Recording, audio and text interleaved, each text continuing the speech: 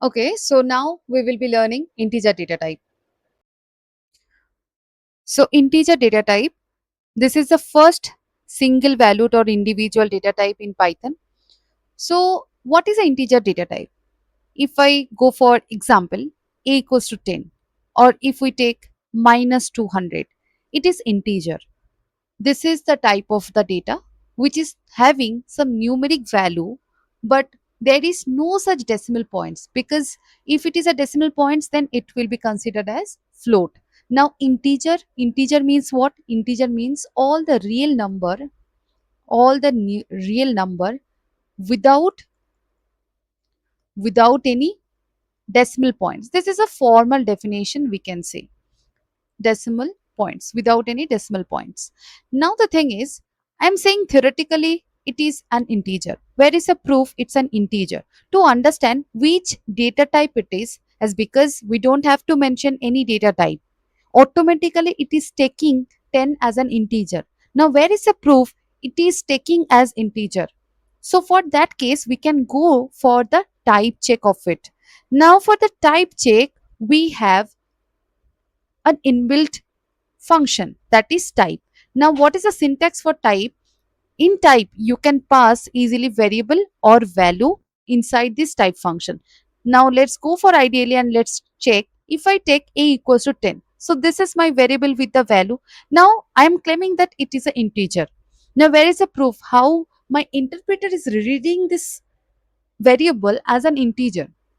So let's check the type of it. Type of a, either I can pass a variable or I can take a value directly. So if I go for type of a, it is returning me class int. What is this class? You will be seeing in oops, because in Python each and everything already have been written in oops, you will be seeing later.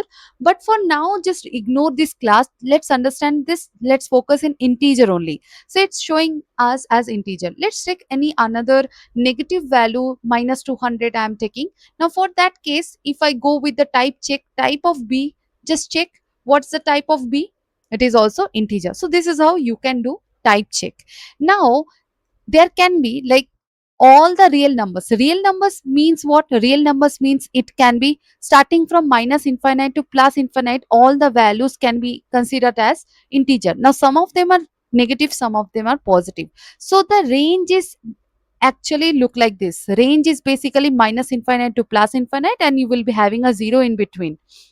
So now for each and every data type, whatever the value it is holding, the type of the data here is integer. Now the value for the machine, these values may be like machine can understand what? Zeros and ones. Means for machine, any value, either it is internally, either it is internally false or it is internally true.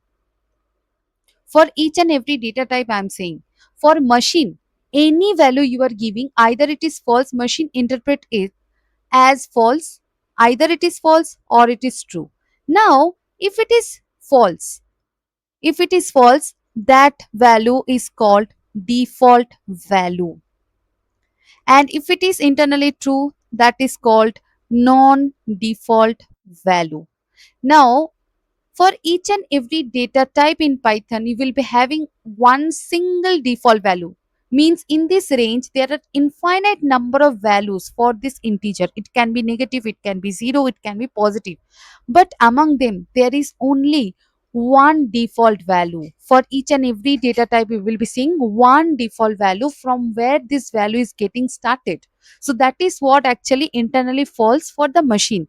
And for integer, 0 is the default value. So for integer, this is also one characteristics, that 0 is the default value. Now I am telling 0 is the default value. Where is the proof? So for that case, what we can write, what is the inbuilt name of integer? Inbuilt name of integer we already have seen, int. Okay, now if I write the data type directly like this, int, and then I am giving this open close parenthesis, what is the result? Just see, 0. 0 is what the default value. So this is how you can find what is a default value for integer. This is how simply, what is the syntax?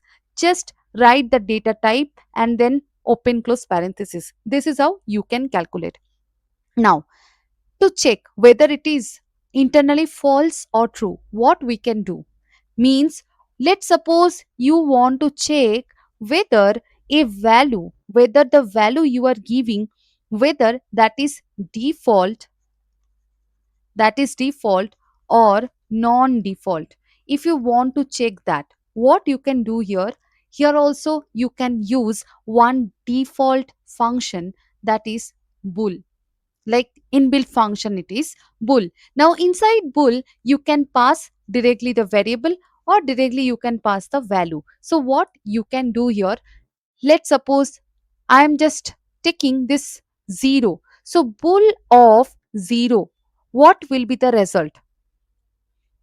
Bool, always this bool function, this is the inbuilt function, always it is returning whether it is true or false.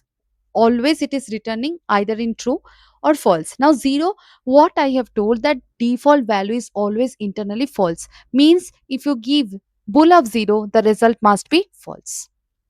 Now, apart from that value, apart from this 0, all the values present here, either in the negative side or in the positive side, whatever the value present, all those values will be internally true. Like in every data type, we will be seeing only one default value, and other than that, all the values will be non-default value. Like, let's check for other values. We already have taken a equals to 10. Now, let's understand either it is default or non-default. By your logic, what it should be? It's not a 0, so it should be what? It's a non-default value, means it should be internally true. So just check, this is true. Even if I give a very long value, it is also an integer. Now if I check what is the internal value of this integer, is it a default value or non-default value? Obviously it's a non-default value, so it's true. This is how you can check. Now, one more thing, like you are giving these values to your interpreter. Now, if you want to check where it is actually getting stored, means let's suppose you want to check what is the exact location. So, for that exact location, you already have seen ID. We have one inbuilt function which is ID. Now, inside ID also you can mention the variable or you can directly use the value. Means if I give ID of this A, you already have used this A, so obviously it's getting stored somewhere in the memory. So if I check ID of this, it is giving the memory address in integer, like in my system in the RAM, it's actually getting stored somewhere. Now on the same way, if you check, is it really giving the ID, the address of 10? Just check the address of 10, the same address it is giving. Now internally, how it is getting stored, that thing let's get understand. So first of all, memory allocation. Let's talk about the memory allocation, how it is getting allocated in the memory. So in variable, you already have seen this type of example, like a equals to 10. Let's suppose you are giving this to your interpreter. So what interpreter is understanding, first of all, by seeing this line, first the memory, the RAM will be getting divided into two halves, one for variable, that is called variable space, and one for storing the values, which is called value space. Now you already have seen that variable is a container which is storing the memory address of the value. So for that, you need to know about the address. For that, you need to store the value first. So that is why value will be getting stored first. Now this is integer. Integer means single value data type. So how the memory will be getting stored? Inside the memory, in a single memory block, randomly it will be getting stored, and one random address obviously it will be generated. Mostly it is in integer, but for our understanding we are taking hexadecimal address. Now this address which is generated randomly by storing this value, that address will be getting stored inside this variable 0x11. So whenever you want to access 10, you just use a to point this 10. Means if you give a, it is giving the value of that location. So this is how in a single memory block, as because a single value data type, in a single memory block you can store integer like this. So what we have studied for integer, the formal definition, inbuilt name, Example, how to check the type of it, the range of it. Default value means a default value which is internally false. Other than that, all the values are non-default value. And exact location, how the memory allocation is happening. So this is all about your integer. Now let's go for the float. Let's understand float after.